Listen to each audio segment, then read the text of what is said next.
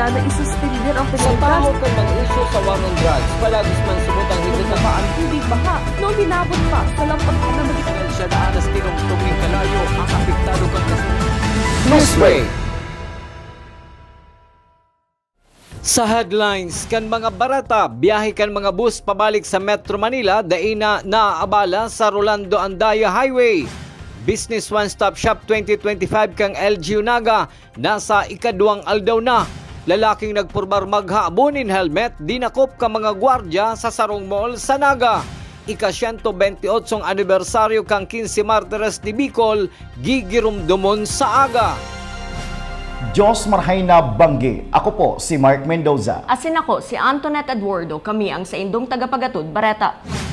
Business One Stop Shop 2025 kan lokal na gobyerno kan Naga nasa ikaduwang aldaw na. Aramon ta ang kompletong detalye sa report ni Christine Reyes.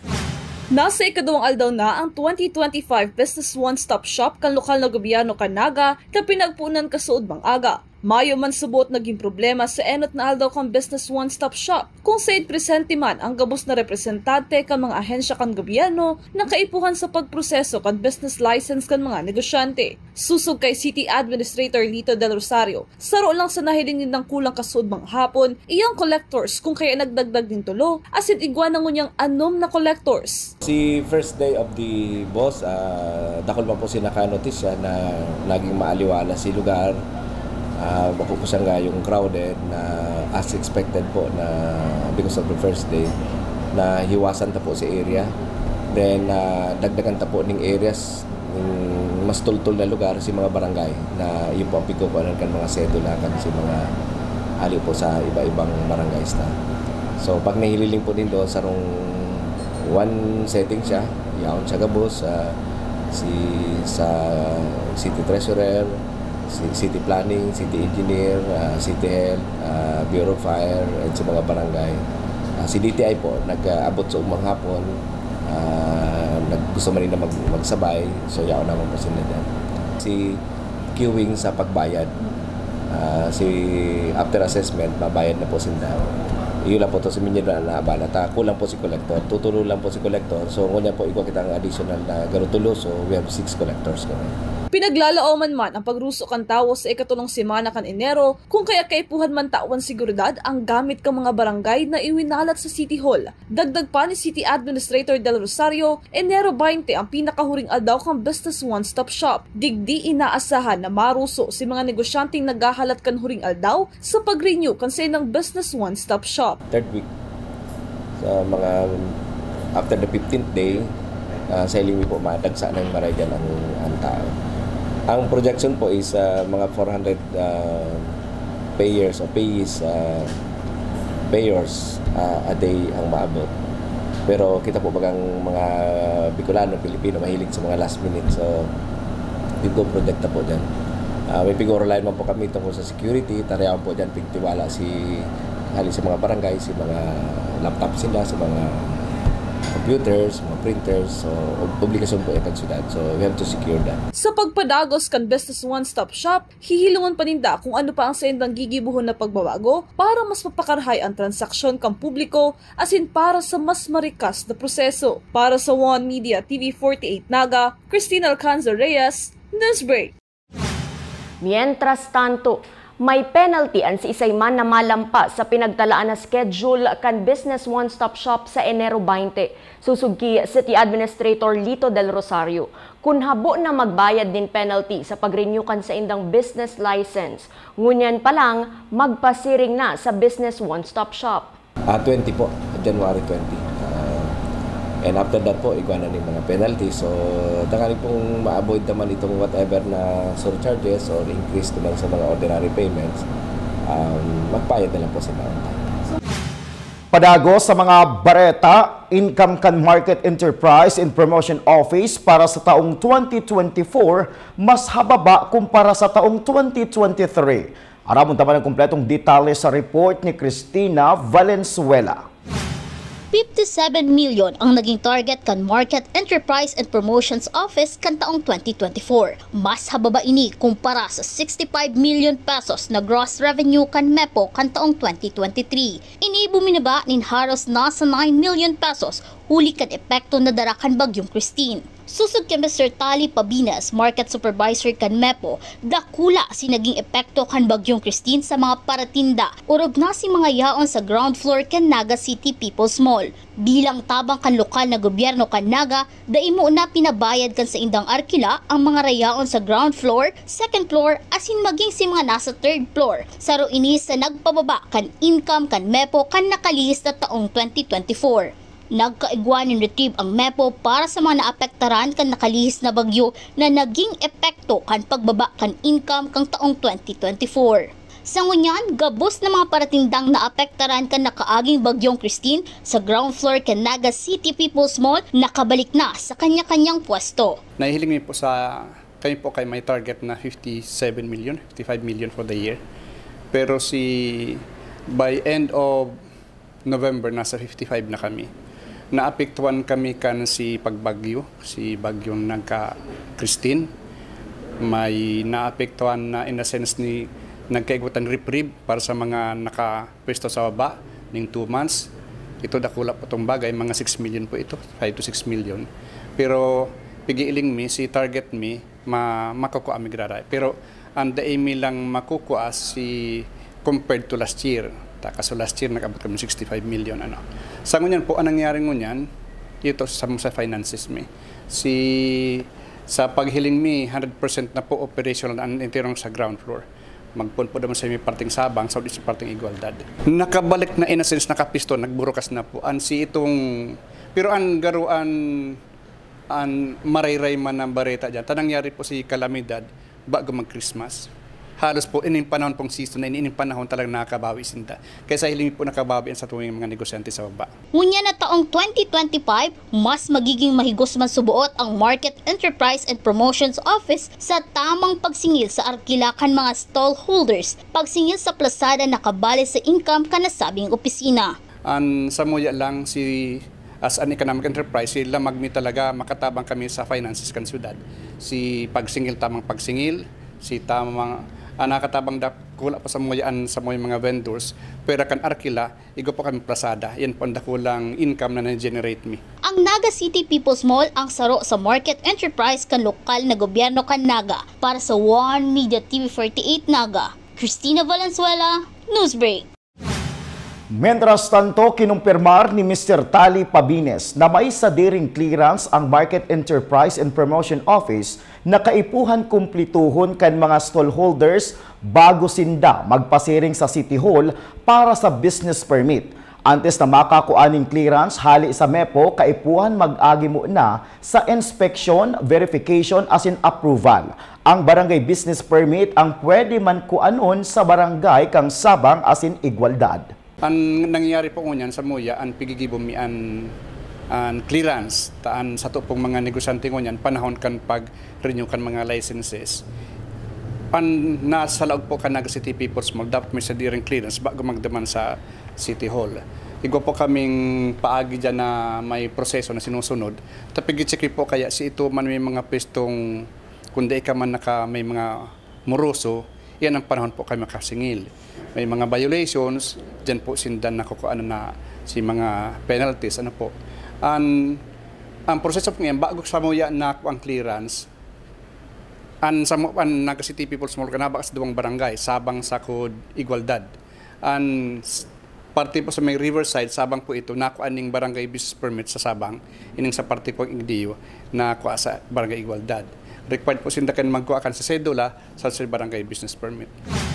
Sa iba pang bareta, automated counting machine roadshow kan Comelec Naga, liwat na magpapadagos. Ang detalyes kaiyan sa report ni Christine Reyes.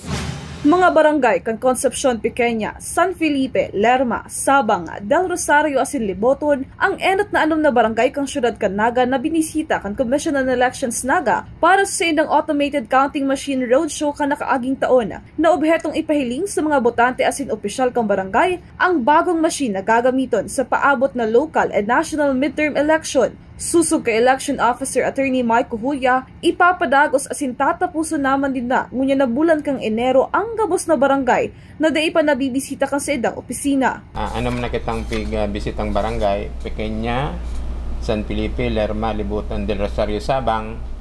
Yan palang ang nabisita tang mga barangay. Ngayon pong bulan ng January, abusan tapos sa remaining barangay sa Naga City. Siyempre, ang purpose kaning ACM Roadshow, maipresenta po itong bagong machine na gagamitin sa election. Ang apag niya automated counting machine, manufactured po yung camera systems from South Korea. Saro sa mga bagong feature kang ACM, iyo ang 14 inches screen kung saan mahihiling ang pangaran kung isa ang binoto, asin mahihiling kung tama ang nabasa kang automated counting machine. Positibo man ang kinaluwasan kang pagbisita kang Comelec Naga sa mga nasambitan ng barangay. Pinaka-bagong feature kaniyo, igwa siyang 14 inches na screen na mabiview mo po naman si ballot image. Ibig sabihin ganyan, sa imong balot ang fill upan, shadean, mahiling mo po ang image kato naman sa screen kang ACM para po ma-check mo talaga na itong pigbotohan mo. Ito ang bibilang ka machine. Positive po reaction kata mga nag-participate po sa nakaagitang ACM Roadshow. Mabilis po ang sinda nakaboto. Tapos sabi ko, transparent siya. Ibig sabihin magayon po si features kang machine. Para sa One Media TV 48 Naga, Cristina Alcanzo Reyes, Newsbreak. Sa pagbabalik kang Newsbreak, soltero sinaksak sa baylihan sa Bato Camarines Sur, Gadan. Iyan asin iba pang mga bareta sa pagbuelta kan One Media TV 48 Naga, Newsbreak. Man pinagsubo kasi ng opisina na isuspender ang Sa penalidad tao ka ng isyo sa war on drugs, palagis man subutang higit na ang tubig baha nung hinabot pa sa lampag na medical. Siya daanas tinong tuming kalayo ang apektado kang kasunod. Newsbreak. We invest in shaping the future of healthcare. Our investment in the state-of-the-art facilities and the latest equipment means our students gain hands-on experience with the current technology driving the healthcare industry forward. From immersive laboratories to AI-powered patient model simulators to innovative learning environments, our graduates are prepared to meet the challenges of modern healthcare. The Naga College Foundation, College of Health Sciences, your premier leap to becoming a champion of healthcare. Hello, NCF! Welcome to the Naga College Foundation Incorporated, where academic excellence meets limitless opportunities. Welcome to the home of the champions. Join us as we leap into the future. NCF is committed to providing state-of-the-art facilities to nurture the next generation of professionals. Our first-class facilities are designed to empower our students and equip them with the skills and knowledge needed to excel in their chosen field. Here at NCF Wings, you are a step closer to your dream of becoming a flight attendant. This is the first cabin crew training in Bicol. But at the heart of it all is the newly constructed College of Criminal Justice Education building. The Naga College Foundation Incorporated is one of the 10 schools in the Philippines recognized by the Commission on Higher Education as the Center of Development in Criminology. Our classrooms are designed to facilitate interactive learning, strategically designed to support collaborative discussion and critical thinking. This building is home to Bicol's first world-class indoor firing range, which provides our students first-hand training in ensuring that they are proficient in firearm safety and marksmanship. From crime scene simulation laboratories to forensic science facilities, NCF CCJE has a wide range of specialized resources to prepare its students for various career opportunities in criminal justice. Unlock your potential today. Join us as we leap into the future. Join the Naga College Foundation, College of Criminal Justice Education. Nay, bakit kahit nasa trabaho ka, may breast milk pa rin akong naiinom dito sa bahay? Kaya pala ito ang ginagawa mo. Pinag-iipon mo ako ng breast milk habang nandun ka. Tapos, iniiwan mo rito para kahit umalis ka na, hindi ako magugutom. Pati pagkain meron. Kaya mula nung maliit pa ako, hanggang ngayon, walang problema. Galing mo talaga, Nay!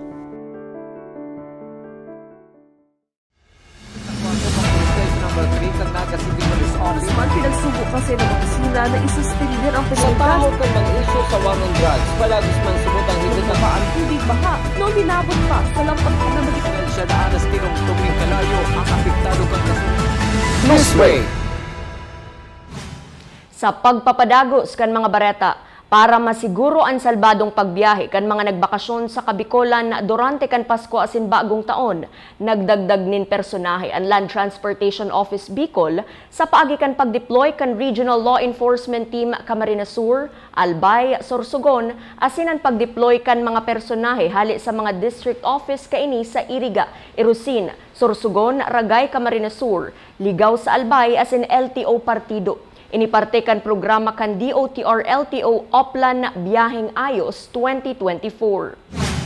Padagos pa sa mga bareta, mayo na ang halabang pila nin mga bus asin pribadong sasakyan sa kalabaan kang Rolando Andaya Highway matapos mapakarhay ang tinampong natupag sa parte kan Lupi, Camarines Sur. Sa mga retratong pinagpaluwas kang Ragay Municipal Police Station, malinig na ang kalabaan kang National Highway na sa indang pinagbabantayan.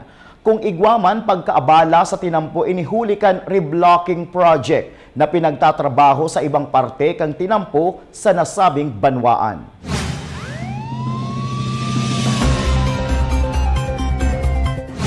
Sa police report, nasa kustodiya ngunyan kan Police Station No. 5 ang 22 anyos na si alias Virgel, residente kang Salinggogon, Minalaba, Camarines Sur, matapos maaresto kan mga alistong gwardya kan Sarong Mall sa Diversion Road asin Almeda Highway.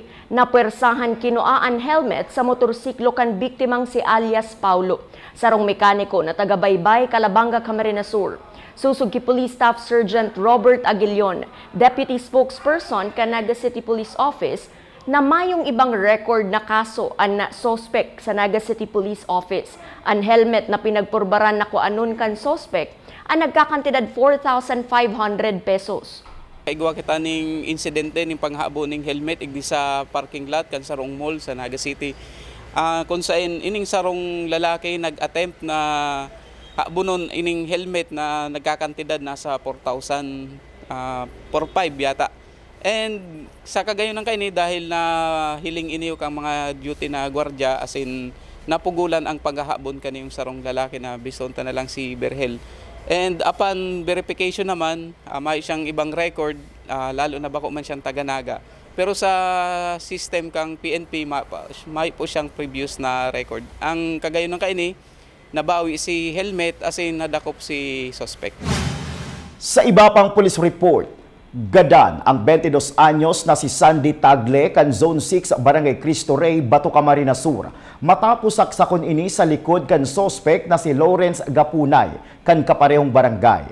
Basado sa report kan Bato Municipal Police Station, nagluwas sa baylihan ang suspect para mag-ihi kang sunodon kan suspect. Nagkaigwanin diskusyon ang duwa hasta masaksak kan suspect sa likod ang biktima. Nakatulag pa man ini hasta sa Barangay Plaza kung saan ininatumba. Tulos man pinagdara sa Medical Mission Group Hospital, alagad pinagdeklara ining dead on arrival. Naaresto man ang suspect sa paagi kang hot pursuit operation.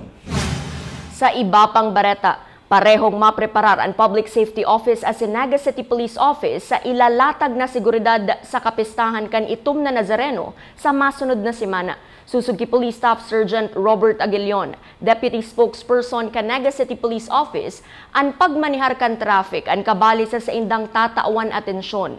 Ang Public Safety Office sa pamamayo ni Executive Director Rene Gumba ang malatag man subuot kan sa indang personahe. Ngunya na hapon magkakaigwa naman nin pag-urulay ang SEPIO, PSO, PNP as in an Hijos de Nazareno para sa mga aktibidad kan pista kan itom na Nazareno.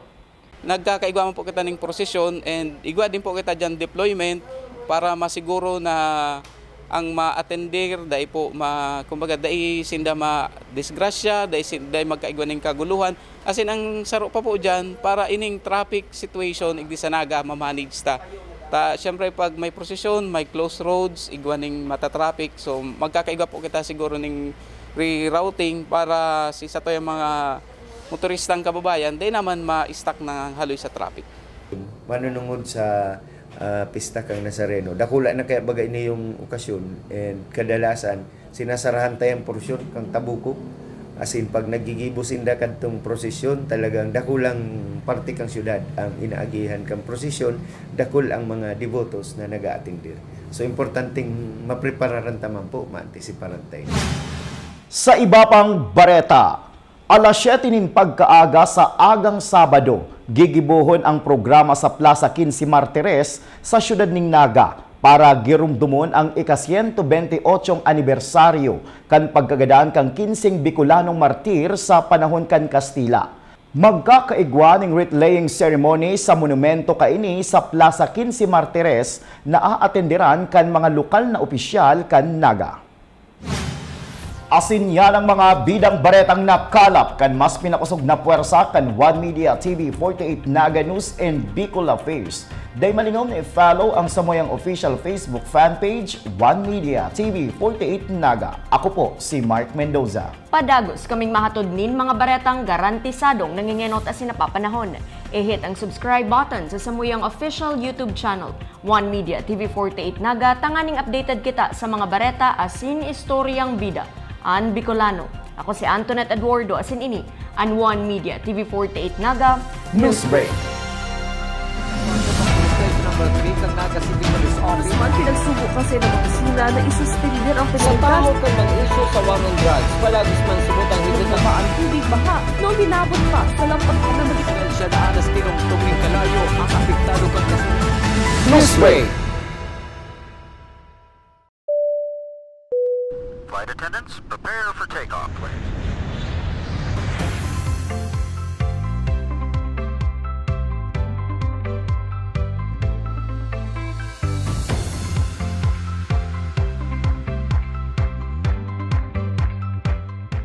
Slip life vest over your head.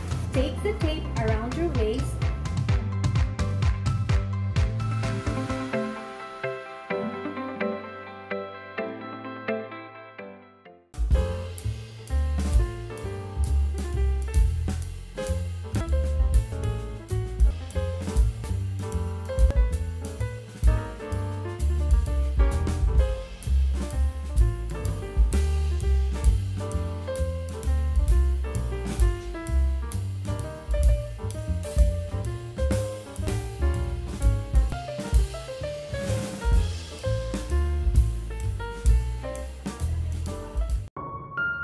Tay, hindi ka nawawalan ng ginagawa?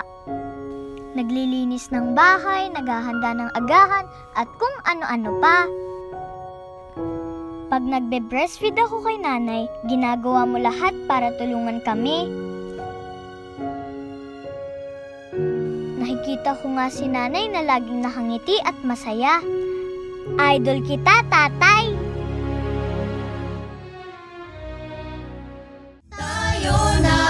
Ipagdiwang ang Pasko ng sama-sama kahit na sinuhok tayo.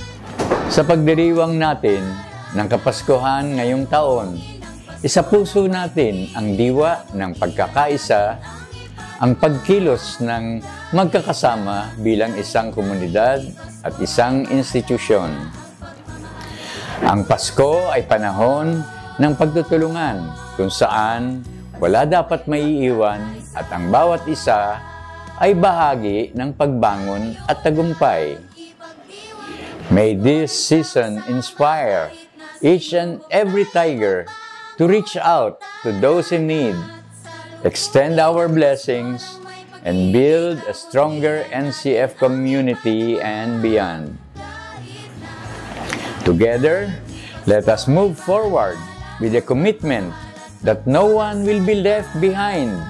Let us ensure that every Enciano, Nagueño, and Bicolano is valued and uplifted. Maligayang Pasko at manigong bagong taon sa ating lahat. Paskong may pagkakaisa.